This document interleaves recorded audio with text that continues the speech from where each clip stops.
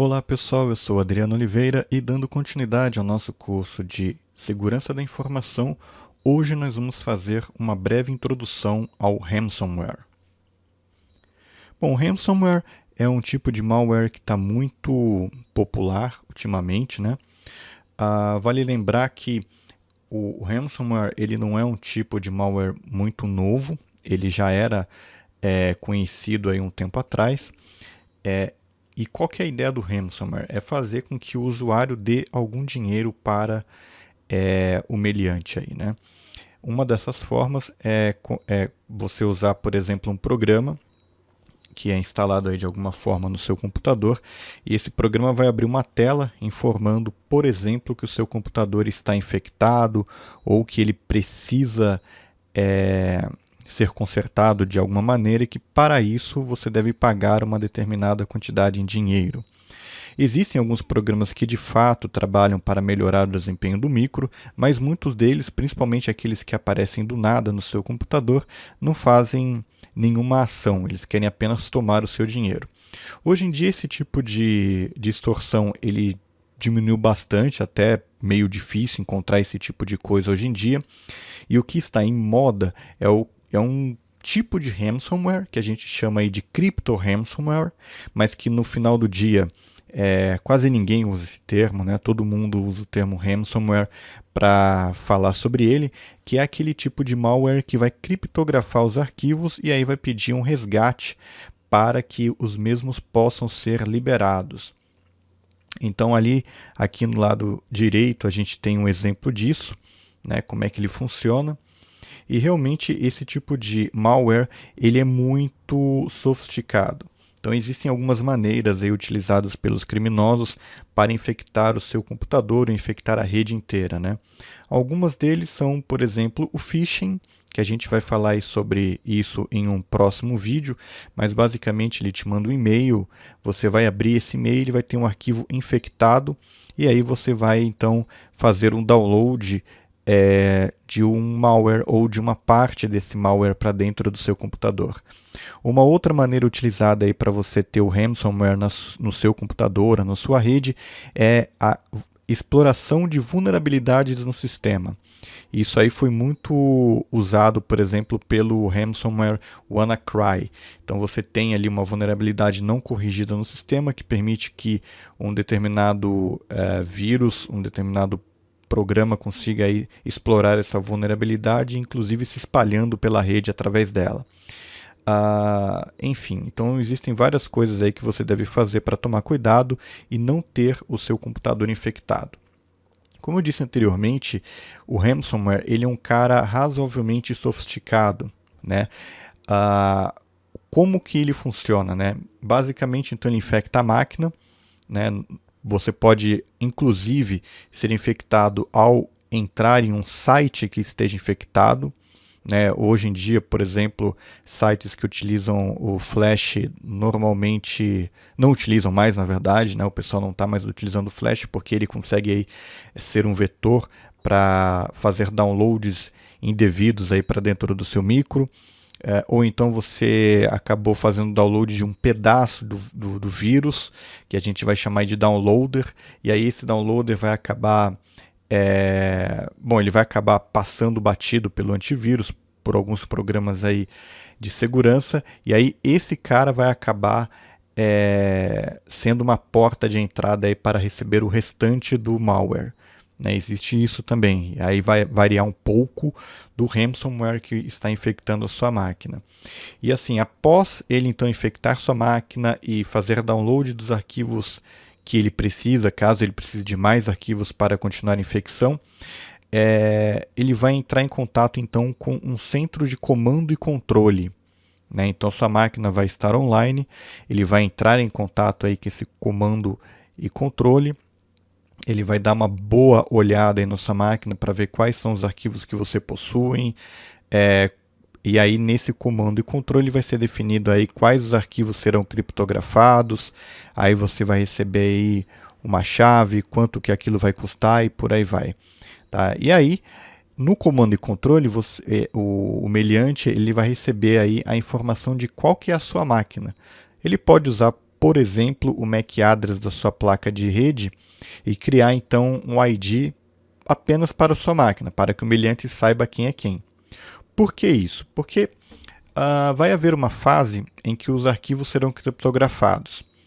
Então, normalmente ele vai criptografar arquivos relacionados ao Office, ou seja, arquivos com extensão .doc, .xls, .ppt.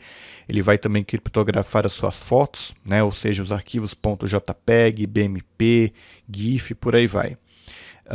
Vai bloquear também os seus PDFs, enfim, cada um trabalha com os arquivos que ele pode ou não criptografar, ou que ele deseja ou não criptografar. E aí o que vai acontecer? Aí existe mais de um tipo também de ransomware, mais um tipo de criptografia, mas aí ele vai criar então uma chave e aí vai realizar a extorsão.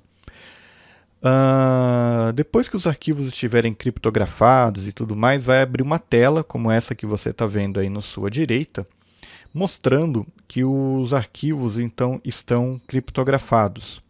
Inclusive ele vai te dar aí um tempo para que você pague esse resgate, né?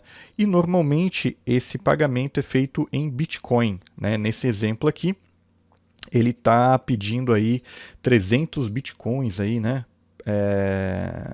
Ou 300 dólares, na verdade, em Bitcoins para aquele determinado endereço. Bom, e aí o que vai acontecer? Se você pagar este valor em Bitcoin, através do centro de comando e controle, é possível que o meliante envie para você uma chave para que você possa descriptografar os seus arquivos. Tá?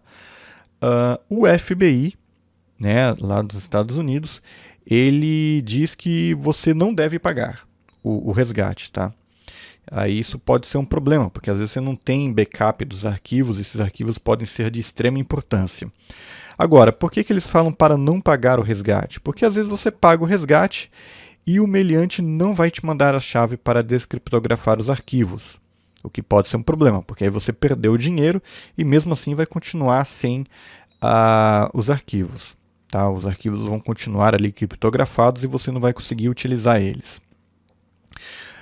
Existe uma grande quantidade de ransomware que de fato envia, ou pelo menos lá alguns anos atrás enviava a chave para a descriptografia. Por quê? Porque se o pessoal começa a fazer criptografia dos dados, o cara paga e nunca recebe a chave, o que vai acontecer? As próximas vítimas vão deixar de pagar. Bom, o cara ficou sabendo que todos os amigos dele pegaram o vírus, pagaram e não receberam uma chave, então ele também não vai pagar. Né? Por que eu vou pagar se eu vou ficar assim meus arquivos de todo jeito? Então, no começo, os caras recebiam os bitcoins, né? Então, lá no comando e controle remoto, muitas vezes eles fazem essa conexão via Tor, né? Ele conseguia saber qual era a máquina que tinha pago, qual era a máquina que não tinha pago. Então ele enviava ali para a vítima uma chave, ele descriptografava os arquivos e ficava tudo certo. Como esses caras que pagavam a extorsão, né, acabavam comentando aí com os outros de que o pagamento realmente foi executado e eles receberam uma chave de descriptografia, os caras resolveram então levar isso a sério. Tanto que existem alguns ransomwares, não são todos, mas existem alguns ransomwares que eles chegam a descriptografar alguns dos seus arquivos que já estavam criptografados, justamente para mostrar que eles podem salvar todos os seus arquivos que foram aí criptografados por uma chave que você não tem. Alguns fazem isso. Alguns simplesmente você paga a extorsão, você manda os bitcoins para o cara e ele não descriptografa os arquivos para você, o que pode ser um problema. Essa fase de extorsão aí já é uma fase meio tardia aí do processo. Né? Quando o cara pede a extorsão, significa que a sua máquina já foi infectada, seus arquivos já estão criptografados e alguém aí no comando e controle remoto já sabe aí quem é a sua máquina, né? Pelo MAC address muitas vezes, e se você pagou ou não. Tá? É uma situação bastante desagradável essa do ransomware. O ideal independente de qualquer coisa, que você não pegue ele, né, que você não tenha esse problema. Existem alguns ransomwares que eles possuem já uma chave criptográfica pública e que você pode encontrar em alguns sites aí de antivírus.